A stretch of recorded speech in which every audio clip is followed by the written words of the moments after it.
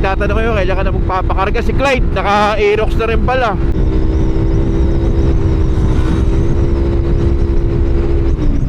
Hindi naman tayo nagpo-full throttle sa kanya, no? Half-half lang.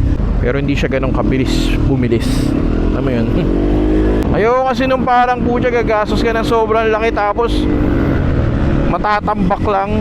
Sinisend nila yung Aerox nila na bumili daw sila, naaliw daw sila nung build series tayo. Nakakaaliw talaga siya, boy. Tsaka ay, ina mo nga, inang lalim naman ng hayop na yun. What is up, brokies? Torky here, and again we are back. We are back with another video. Yes. We are back. Mga bubot natin, lagay na natin dyan. Punta lang tayo ng Starbucks TVs. Meron tayong mga Forex 101 session dyan. Yung isang trader kasi natin, kita nyo ba ako? Yan. Tandumi. Tuturo lang siya ng mga basics and stuff. So kailangan din natin yan. So punta tayo doon. Let's go. Ay, Diyos ko po, tirik na tirik pala ang araw. Mabilisan lang.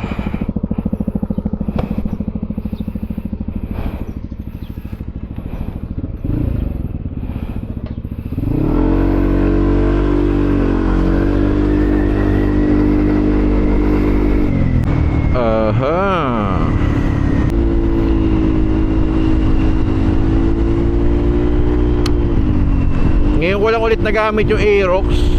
Minsan nagagamit ko naman to pang ano lang, pang sundo-sundo lang kay Jag. Sa kanto lang naman namin yun. Medyo hindi natin naaasikaso siya ngayon. Hindi ko rin kasi alam ang ano kumbaga parang masyado ako na aning dito sa Forex. Masyado tayo na busy. Medyo hindi na natin to naasikaso or nawala yung focus natin sa kanya. So nagtatanong kayo, kailan ka na magpapakarga? Si Clyde, naka-Aerox na rin pala, diba? Ang dami nagtatag sa akin sa mga video niya Parang hindi ko lang kasi talaga siya priority ngayon. Siyempre pag nagkarga tayo, madugo din Siyempre ayoko naman ng tipong makapagkarga lang. Bili ka ng ECU. Siyempre ECU magkano papatak? Mga nasa 35 to 45,000 ba? Kung yung Super X na A-Racer, di ba? Basta medyo makatirin talaga siya. Siguro kung sasagad ka talaga doon sa karga, abot ka ng mga nasa 200,000 Kung sasagad or lampas pa. Alam mo naman tayo, medyo may kayabangan tayo Medyo nadala na kasi ako Kumbaga kung magsisetup ka na lang rin, lalo na kilala ko rin naman yung ugali ko. Tulad yung sa Brembo. Kita mo, nagpalit pa tayo ng ng High Pure. Medyo nalugi tayo ng onti doon kahit sabi mo binenta natin yung Stylema. Alam mo yun, kung ako kilala ko naman sarili ko, kaya ako medyo alam kong, kaya pagka feel ko na hindi pwede yung okay na muna yan, kasi eventually magpapalit din ako na syempre it will cost money, right? Kaya waiting na lang tayo if ever. Basta pagka natripan na natin, madali na yan.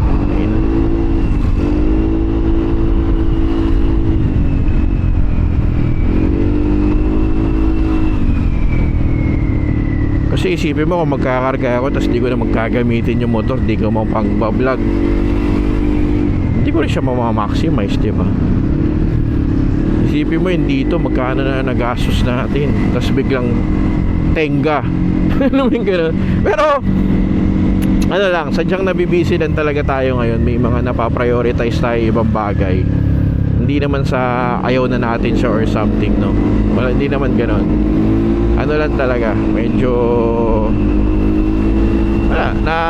naiiba lang tayo ng landas currently. Yun lang naman.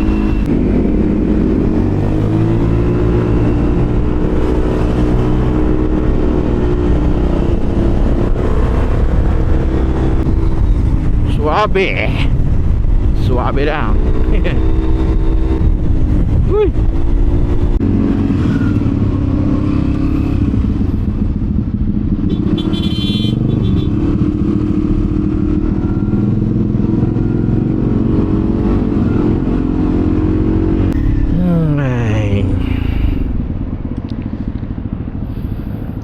Starbucks Division tayo pupunta today. Tapos dito na ako dumaan para hindi na ako mag-U-turn. Wala, nagpalayo lang tayo ng onte. 10:34 na pala. Walang joke.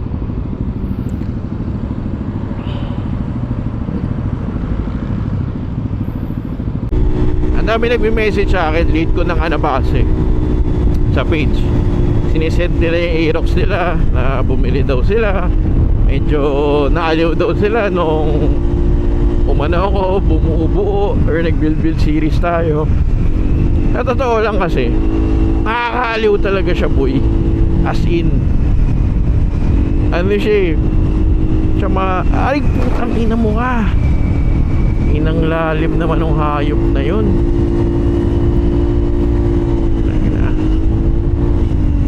Baka nabengkong yung mags natin. Animal, nakakaaliw. Grabe naman lalim yun. Problema dito sa kalsada natin eh. Mucho pag umulan, wala eh. Literal eh, saan ka punta? To the moon. Nyemas na yan oh. Dahil mo kasi Torky, di ka mag-concentrate sa kalsada eh. Wisit na yan, lalim nun. Nakakairita. Going back, yun, na-inspire daw sila, mga ganyan-ganyan. Self-mentioned, nakakatawa rin. Nakakatawa talaga, nakakaaliw. Kahit yung mga tropa ko iba, naka-Aerox na rin ngayon eh. Ano siya eh, alam mo yun, especially nung bagong bago to, sa isang araw, boy, alam mo yun, nanggigigil ako na, alam mo yun, dapat may kabit ako, hindi ako makatulog, alam mo yun, parang ina-anxiety ako, nangangati ako, dapat may mailagay na bago sa motor, alam mo yung ganun. So ano siya, ang kulit sa pakiramdam eh. Papagasos ka talaga ng wala sa oras eh.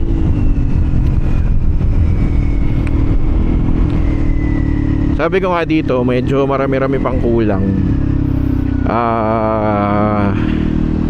Ayoko lang nung bubuuan ko siya ng hindi ko naman siya mamamaximize.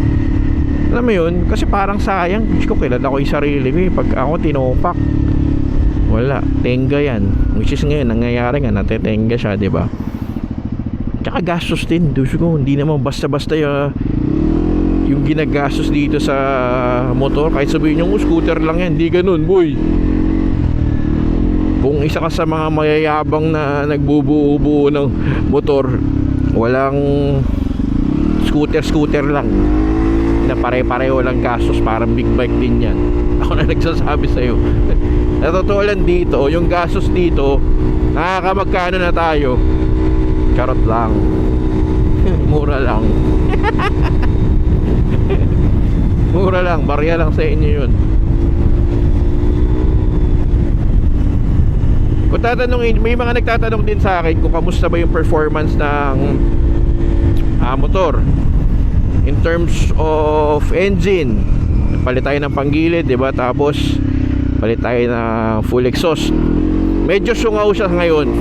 Ramdam na ramdam mong sungaw siya. Kasi itong kinabit natin for 185cc ata to 200 plus, or 195cc ba to 200 plus, ganun siya.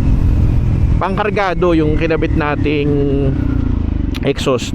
Pero ano naman, nagkabit tayo ng silencer, so technically hindi siya ganun kasungaw. Ayoko rin kasi ng sobrang ingay talaga. Pag ito pinaandar mo ng 2,500 na RPM lang, hindi naman siya maingay. Basta hindi siya bulahaw. Kasi ayoko ng bulahaw sa scooter kasi medyo ano yun eh, unang-una takaw huli. Magkano rin yung DS4 na yan, masakit-sakit yan, boy. Baka maiyak ako pag nadali yan. Tapos syempre gusto ko magkaroon ng motor na medyo magagamit mo siya na at peace ka kahit papano. Hindi naman siya yung sobrang tahimik, pero hindi yung parang walwalan yung tunog, di ba?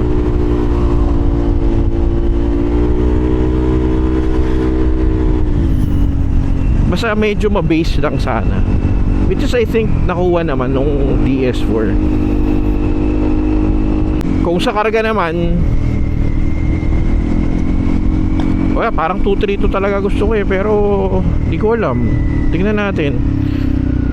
Pwede namang 195 or 185. Siyempre di naman ako maghahangad na sobrang bilis. Ito yung tipong magta top speed ka and all, diba? Kasi parang tapos na ako sa ganong era eh. Pero alam mo yun, parang gusto ko lang na pag kailangan ko ng power, nandyan siya, pero hindi sasakit yung ulo natin. Hindi yung tipong pwede ko ba siya hindi yung tipong hindi mo siya pwede i-long ride kasi baka magkaganito, magkaganyan. Basta hindi stressful, in short. So ganoon sana, kasi sabi nga nila may mga touring set naman yan, touring setup. So if ever magto 232 tayo, malamang ganun yung gagawin natin dyan. Tayo, malilim. Tanong ko rin si Clyde kung ano bang pwedeng gawin dito, ano. Tanong natin kung saan siya magpapakarga. Gasos din kasi boy, kaya gusto ko pag nagkarga ako talagang medyo yung spirit natin sa pagmumotor talagang pump up para hindi sayang. Parang ngayon, hindi ko alam kung nagre-record ako, di ba? Medyo dinadalasan ko nga mag-vlog ngayon kasi wala lang, parang bigla ako siyang na-miss. Okay din naman. Nakakapagod kasi mag-forex boy. Alam mo yun, talagang madidrain ka eh. Mauubos yung utak mo eh. yung energy mo ba. So ko lang medyo mabalanse ba, kasi nung una talagang all out eh, talagang dun lang ako nakafocus eh medyo na nadidrain ako. Then again, syempre maximize mo lang yung saan ka pepera. Ganun lang naman lagi yun eh. Pero syempre isipin pa rin yung mental and physical health. Hello? Wait, totoo yun ah. Legit naman yun. So tulad yan, ngayon lang natin nagamit to, diba? Galing ni kuya, kabisado niya no. Kahit walang oras yan ha.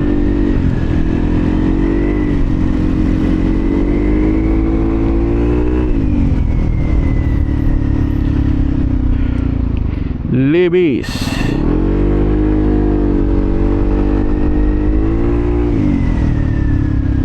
Ay naka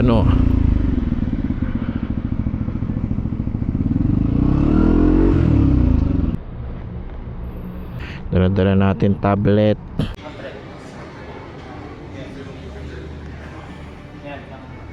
then Thursday, 10 a.m. Resident truck. Yan yung sa tarif. Thank you sir. Ingat po, ingat. Salamat po. Okay, pang MPO9 ko. Pumaldo.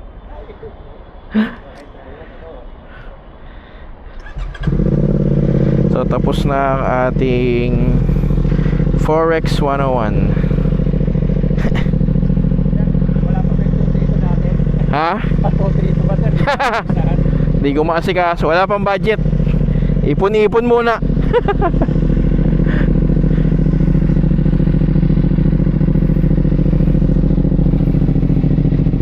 Wala na akong gas pala. Brother, ingat ha. Boss. Pagas nga lang tayo mga brokies.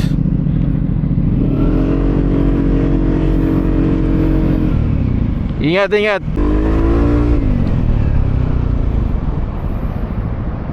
Pagas muna tayo dito sa Shell. Full tank.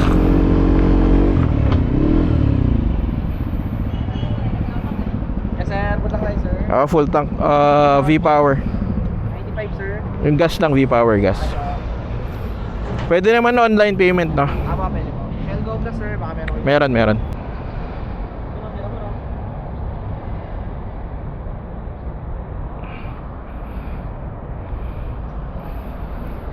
Kano kaya full tank nito? Sasagat mo.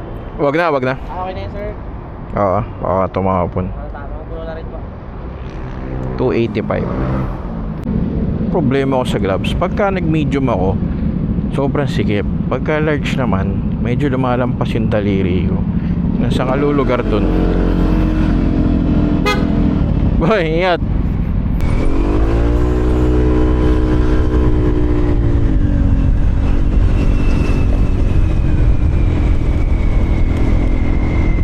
Tayo sa looban dumaan.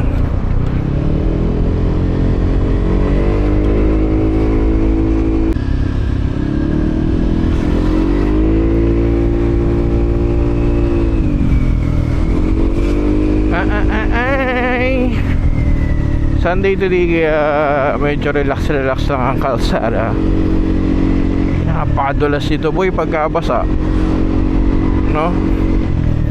Hindi lang ka nag-ice skating siguro dito. Nakatakot nga pumreno no? Lalo na pag walang ABS motor mo. So tapos na ang ating Forex 101. Hindi naman, more on debriefing lang ng mga possible na magamit mong strategies, mga charts na pwede mong tignan, time frames, basta basic stuff lang naman. Okay din yung ganyan. Syempre maganda talaga pagka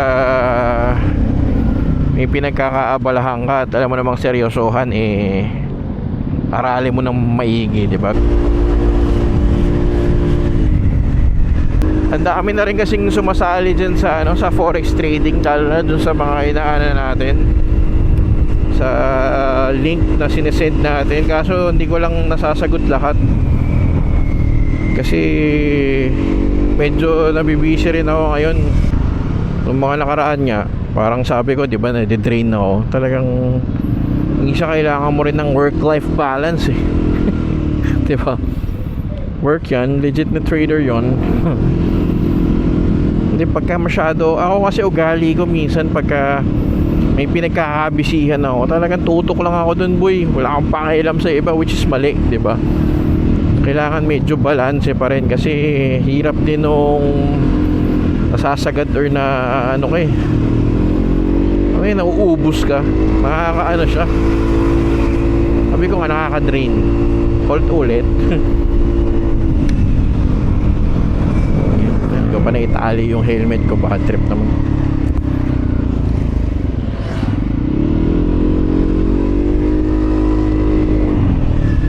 Kapag medyo nabalik na tayo sa ating katinuan, ayusin na natin tong Aerox ayoko kasi nung parang pucha gagastos ka ng sobrang laki tapos matatambak lang. Siyempre dapat buo loob natin kasi sayang boy. Sa totoo lang, yung ginastos ko dito hindi naman basta-basta, tapos nung may kinabisihan ako, tinambak ko lang. Diyos ko, pinansusundo ko lang kay Jag. Minsan kotse pa pinansusundo ko kay Jag, pwede namang ito. May gano'n. Pero feeling ko unahin na muna talaga natin yung makina pagka goodie na tayo, para at least wala, di mo may, kung ikaw gumamit nito, di mo may enjoy. Medyo alam mong hindi naman siya technically sungaw na sungaw, pero mabibiting ka sa power niya. Lalo na nung nagpalit tayo ng paggilid, tapos nagpalit tayo ng exhaust, di ba? Tapos yung exhaust natin pangkargado, alam mo yung ganun, medyo kailangan mong ayusin yan. So abangan nyo yan. Meron naman na tayong minamata na builder kung sakali. Tanong ko rin si Clyde, si Wasak Sir. Labas na labas sa feeds ko ngayon Welcome back, Wasak Sir. Nandiyan na ulit si Loco Malamang kakarera na naman yan.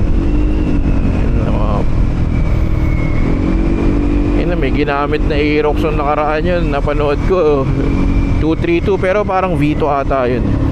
Na winawalwal sa ano eh. Winawalwal eh. Yan, pasok. Pasok na. Tagal mo.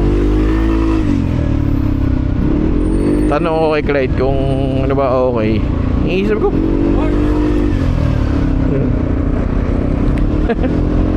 Shout out. Shout out sa'yo, Brokey. Lakas ng boses nun ah. So abang-abang lang. Sa mga nag-aabang sa pinagagawa natin dito sa Aerox, eh abang-abang lang. Basta darating din tayo dyan. So yung pogi kaya nito.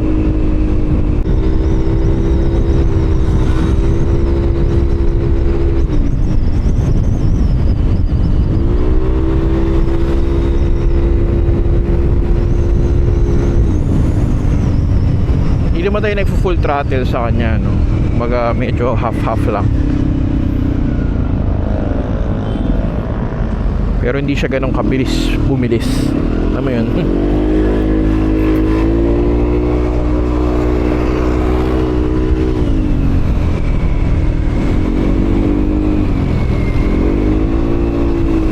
Ganda ng Ace Pro 2. Ang dami niyang cool features. Amazing. Hindi ko lang na ma-maximize talaga lahat, pero ngayon i-try natin.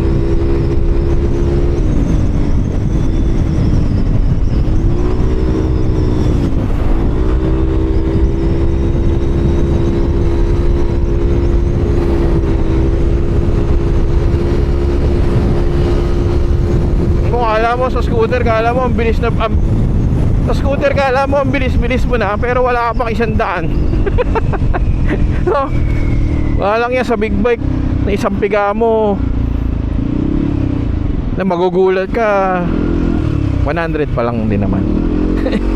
Takot eh. Gets mo yung point? Sabi mo hindi 1000cc. Iba yung feeling. Yun yung point ko. Hindi yung dahil malaki engine and all. Iba lang yung pakiramdam pagka ginagamit mo na siya. Gano'n na kaya kayaman si Coco Martin, ano? At parang kahit saan ka tumingin, andyan mukha ni Coco Martin. Isipin mo, gamot, beer, gin, kahit dog food boy sa index ba yun, SDEX, makikita mo yung mukha niya ni Coco Martin. Diba? Sana all.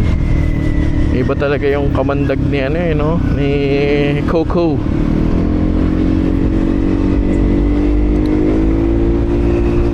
Traffic na naman ah. So yun lang ating vlog for today mga brokies, ano. Again, sa mga nagme-message sa akin, if gusto nyo mag-join, mag-forex and all, message lang kayo sa page. Usap na lang tayo mag-usap.